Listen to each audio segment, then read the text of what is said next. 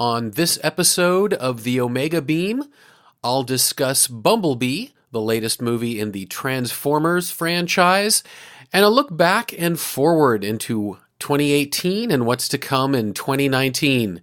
Full speed ahead.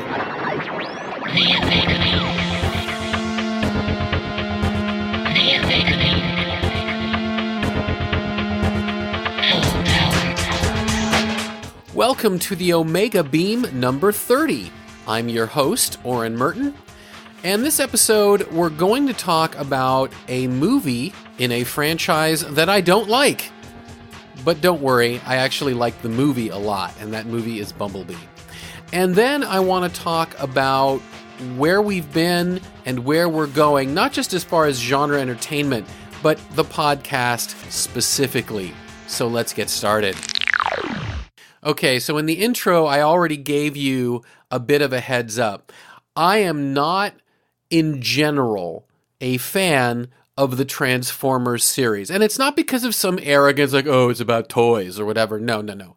It's that as much as I like big robot battles, and I do like big robot battles, when Guillermo del Toro did Pacific Rim, I thought that was fantastic with, the kaiju and the monsters and all the rest. That was great. But the Transformers series, it never lived up to what it could be. They were always kind of shallow and pointless spectacle movies, in my opinion. The writing wasn't good. The acting wasn't good. It's just a wasted opportunity. And I watched the first one and thought, okay, it wasn't bad. And then I watched the second one and I thought, okay, no, it is bad. It is bad. And I never even could muster the energy or excitement to see the ones after that, because number 2 had pretty much turned me off the entire franchise, and everyone that I knew who saw the rest of them more or less said, I'm not missing anything. But Bumblebee got great buzz. It had a 94% Rotten Tomatoes, which for a Transformers movie, I don't remember what those movies peaked at, but it was pretty low. They were mostly in the teens, I think. And I thought, you know what? Okay, this is probably going to be a different kind of Transformers movie. And you know what? I'm really glad that we did see it, because Bumblebee is a really good movie. If you just forget about the Transformer aspect of it, it's simply a good film about sort of a coming-of-age story of a woman who has lost her father and is trying to come to grips with it and come to grips with her place in the world. So that story in and of itself was compelling. But then you add cool robots and robot battles, and you have what is not just a emotional movie, but an emotional movie with really good spectacle and action. So this was a winner. It had this had good writing, whereas the other ones had bad writing. This had really good acting. For those who don't know, Haley Steinfeld, who played Charlie, the lead character, she'd been nominated for an Academy Award when she was younger. She's been up for a Golden Globe. She's a really, really talented young lady.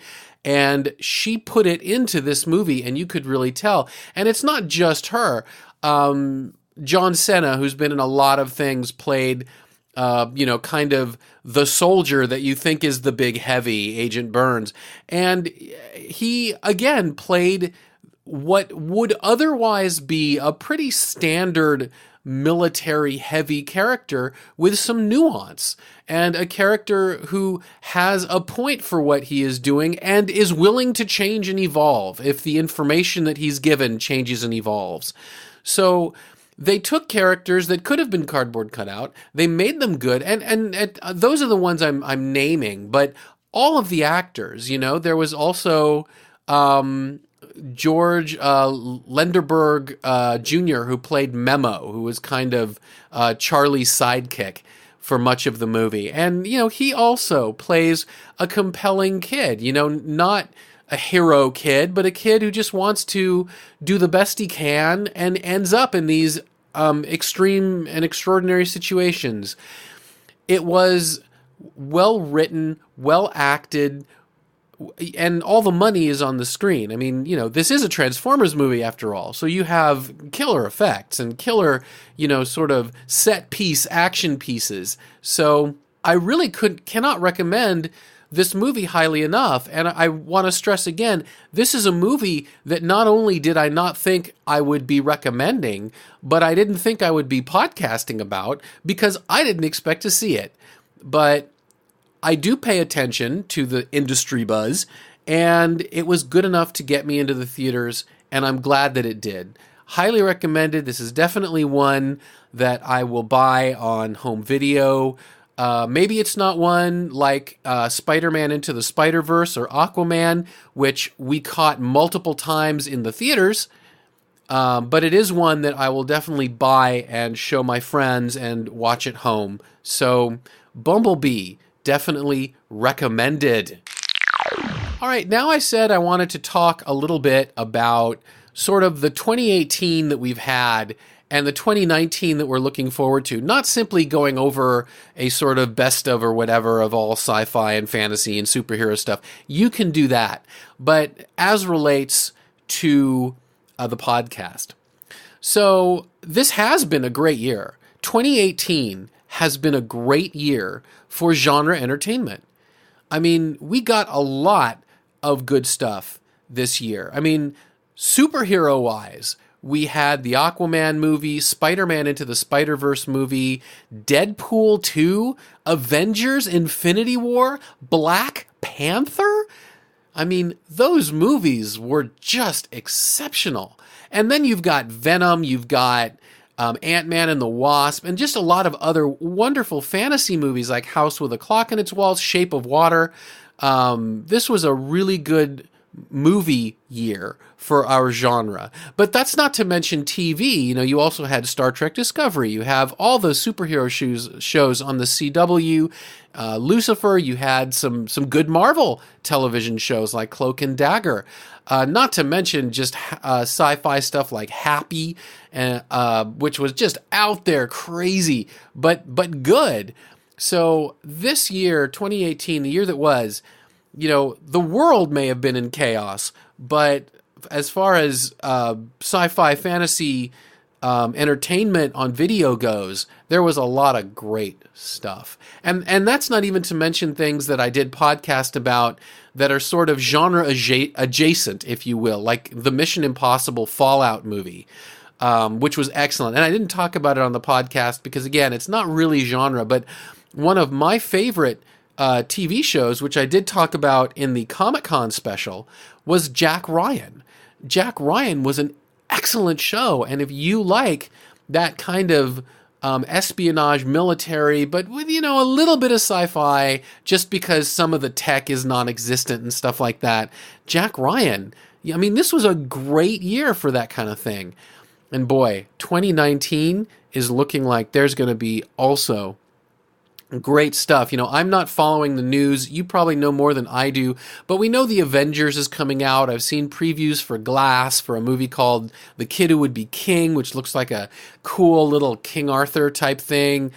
Sir Patrick Stewart's in it, and it looks like it's going to be fun. Alita Battle Angel looks like it's going to be a ton of fun. There's going to be a Men in Black movie. There's Star Trek 9, or Star Wars 9, excuse me. Oh, heresy.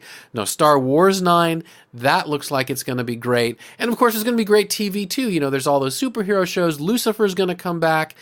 Good Omens and American Gods. Great streaming shows. Neil Gaiman wrote both of those works and is involved in both those shows. He's the showrunner for Good Omens. So, I mean, that bodes well that he co-wrote the book and is showrunning the series, and killer actors in it. I mean, there's great, great stuff coming down the pike. And I have great plans for the Omega Beam. Golden is going to be with me as much as her schedule permits. We're going to be having larger panels when schedule permits.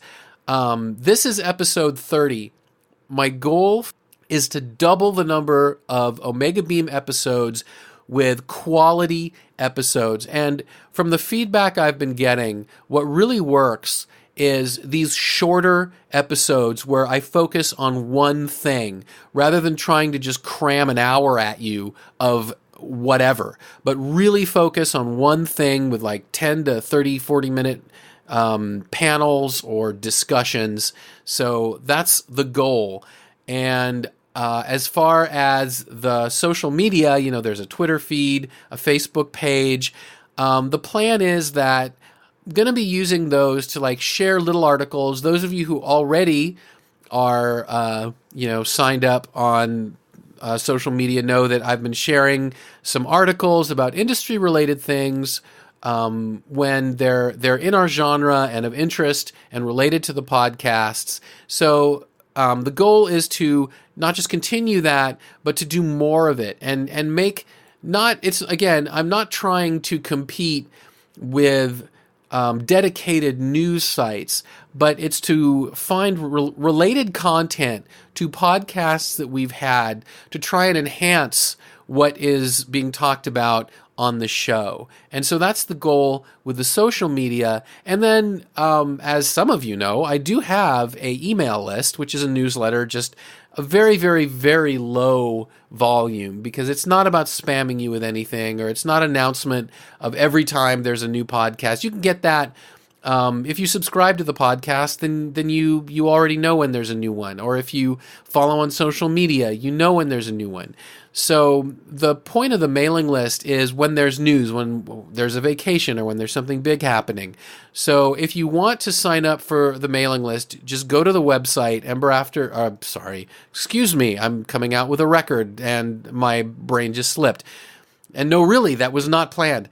theomegabeam.com. You can sign up for the mailing list for theomegabeam.com, and it'll just let you know when there's things going on related if you are interested.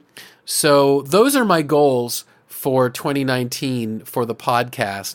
And I'm really happy that it looks like there's going to be so much good and interesting stuff to talk about in 2019 related to the genre. So things are looking good for entertainment and for the podcast. And that's it. That's what I have to talk about this time. I hope that you had a fun New Year's celebration. Happy New Year. Happy 2019. I hope that personally this is a good year for you and for your friends. Health and happiness, success, and lots of great sci-fi, fantasy, superhero entertainment down the road. You can find the show notes at theomegabeam.com/30. If you liked this episode, please leave a review in the Apple Podcasts app or iTunes or wherever you listen to podcasts. If you're not already subscribed to the podcast, please do subscribe in the app that you like to listen to podcasts in. If you have any comments or questions, if you'd like to suggest some panels or some subjects or media that you'd like us to address, please drop us a line at info@theomegabeam.com. Be good to yourselves and each other, and I will catch you next time.